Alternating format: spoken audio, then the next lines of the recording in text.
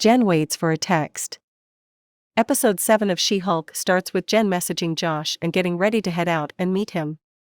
The pair get along like a house on fire, with Jen even dipping out on working as a lawyer by focusing all her attention on Josh instead. After a 4-minute montage, Jen returns to work where Nikki tells her she's been nominated for Female Lawyer of the Year. She doesn't care though, and after belittling those criticizing her online, Jen focuses intently on receiving a message back from Josh. He's not texting her though, and that gets Jen frustrated and angry. From Friday across to Sunday, she waits for a message. Jen receives a call early on as there's been a malfunction alert on Blomsky's inhibitor. Jen is encouraged to head up and help, but she's not particularly happy about it. As we've found out from the past episodes, Jen only cares about Jen. Chuck recalibrates his inhibitor and leaves, with Jen still sticking behind. Suddenly a creature called Manbull arrives, fighting El Aguila. They're working through some identity issues together, but Jen is not happy that they're smashed up her car. She wants financial compensation. Hey, remember when Jen smashed up a whole wedding last episode and didn't care? With the tow truck not able to show up until later on in the day, Jen is forced to stick around on the ranch.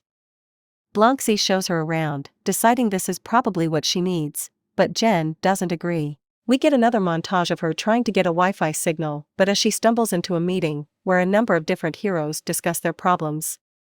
Among them happens to be a guy called Wrecker, the man who attacked Jen behind her apartment. Jen doesn't control her anger and turns into She-Hulk, slamming him across the room. Eventually, Jen sits down and explains what's happening.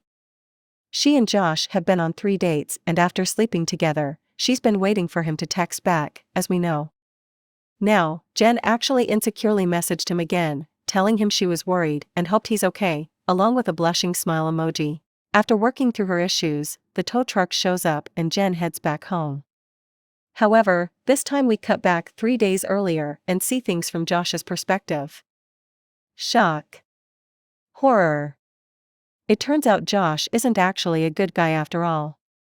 Who would have guessed it, eh? After copying Jen's details from her phone and snapping a pic of her sleeping, Josh sends a message with emojis, basically confirming he's taken her blood. The episode review. Another week, another pointless She-Hulk episode. It's no surprise that this show is nowhere near the Nielsen top ratings for shows every week. The writing is poor, the plot is just non-existent, and this week confirms what we've all suspected since the first chapter: Jen is an alcoholic. Who takes a shot before going on a date? In the middle of the day, no less.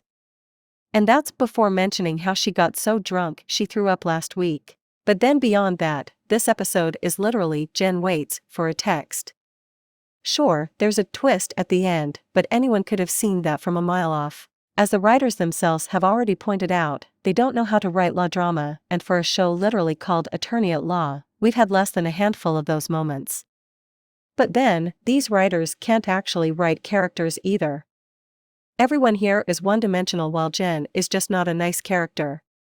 She's insecure while at the same time arrogant, she's also narcissistic, only cares about herself and bizarrely sleeps with men on the first date. Perhaps that's hardly surprising, given the creators didn't read the She-Hulk comic. She-Hulk has been an abomination from start to finish, and it's no wonder that critics were only given the first 4 episodes, hence why there's no full season review from us. We'll save that until after we've watched the finale. These later chapters have been poor, and anyone still watching must be doing so to see Daredevil.